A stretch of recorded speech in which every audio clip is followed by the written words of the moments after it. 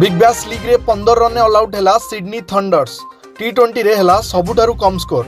शुक्रवार big bash league रे Sydney thunder's और एडिलेड स्ट्राइकर्स मध्य होइतिबा मैच रे T20 क्रिकेट इतिहास सबुठारु लोएस्ट स्कोर देखा मिली। प्रथम बैटिंग करी एडिलेड स्ट्राइकर्स 139 रन करथिला, जार जवाब रे सिडनी थंडर्स केवल 15 रन करी ऑल आउट हो जाइतिला। सिडनी थंडर्स रो कोनोसी भी खेलाड़ी 2 अंक छुई पारि नथिले।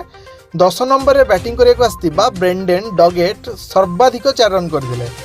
एडिलेड स्ट्राइकर्स पक्षरु हेनरी थॉर्नटन 3 रन दे सर्वाधिक 5 विकेट नहीं बेले वेस्टर्न आगार 6 रन दे 4 विकेट नहीं।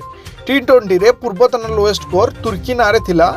तुर्की 2019 रे चेक रिपब्लिक विपक्ष रे 21 रन ऑल आउट हो जाइतिला, जहाकु एबे सिडनी थंडर्स पछे पकाइछि।